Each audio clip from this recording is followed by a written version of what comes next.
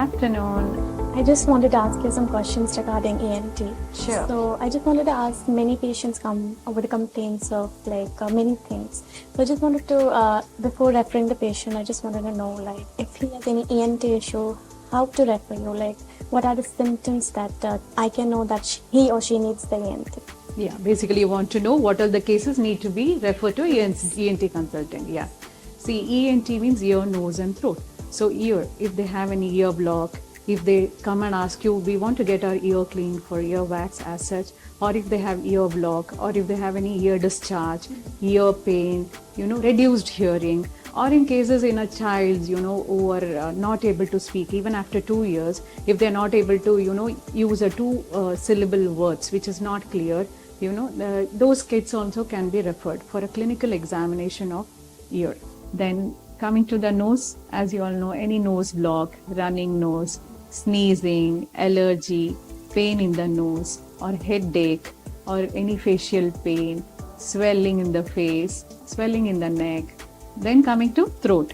Throat, again, throat pain or foreign body after ingestion of any food or fish. Many people come and ask, we want to see a ENT specifically for that. Or if they have chronic cough, they would have visited other doctors, but still they are not better with it. Or snoring when they sleep, they open their mouth and make sound, that is what. Same as with some patient complaints, they have fish bone stuck in their throat. So for that purpose also, right? Yes. In the emergency. Specifically when they come and ask, I want ENT doctor, specifically they will ask, they will also know a few things. So those cases also you can refer. Okay. And change in voice, very important, over a period of time they will have a change in voice, or they are not able to speak because of chronic cough. So those patients also you can refer to ENT. Also, I want to ask that when someone take symptoms seriously instead of ignoring them. When should they visit the doctor?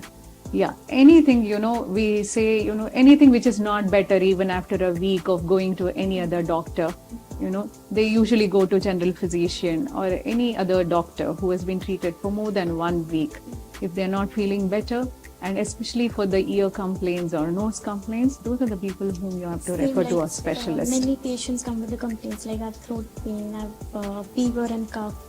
We mostly tell them general physician is okay, but what is the time we should know the GP is not for them, ENT is what they need actually. Okay, that's a very right question. Not all the patient who come can walk into the, So what it is it's a flu season. So whenever they have, body pain, predominantly body pain and then throat pain, where after taking a treatment from the physician, and yet they are not better, then you can refer them directly to ENT.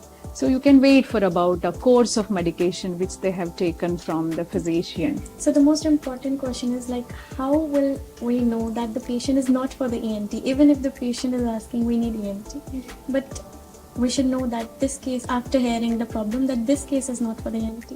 See, that is what you need to convince the patient. You have to ask repeatedly, what is it exactly the patient needs? As I've told, even with the throat pain, if they have fever, running high temperature, they're having chills, rigors literally, and the patient is in a wheelchair, that means physically the patient is not able to walk up to the department. Those are the patients who need to have a primary care with the physician.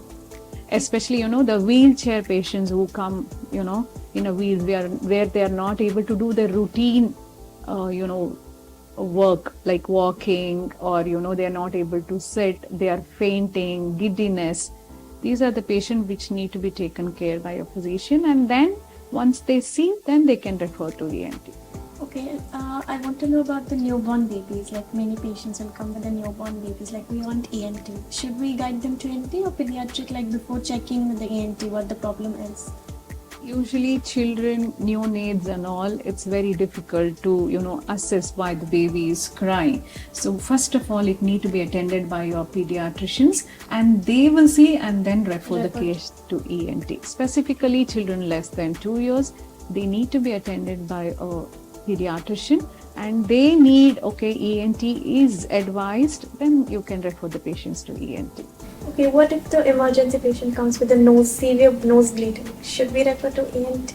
Oh, that is a very, very, nice question, which I really want to educate you people on that. Any active bleeding, because this is the clinic. So any active bleeding is very difficult to manage here because we need to have a regular follow-up and an inpatient. We need to have a ward for these managing these kind of patients. So any active bleeding, you have to, tell them to go for emergency. Any patient who is in a wheelchair with severe vertigo, vomiting, these are the patient who needs emergency care. So the clinic here, you can take a patient who are stable, where vitals are stable, who are able to say that, yeah, while doing particular thing, I'm having giddiness. Otherwise, the patient is okay. He's able to carry out his routine. Those are the patients whom we can, see and diagnose and treat. Any patient coming in a wheelchair, any patient with the trauma, bleeding, especially the bleeding cases, it's very difficult to handle. I want to ask one last question. Like one patient came last week. He said, my ear is ringing, but when my ear rings, I have severe headache.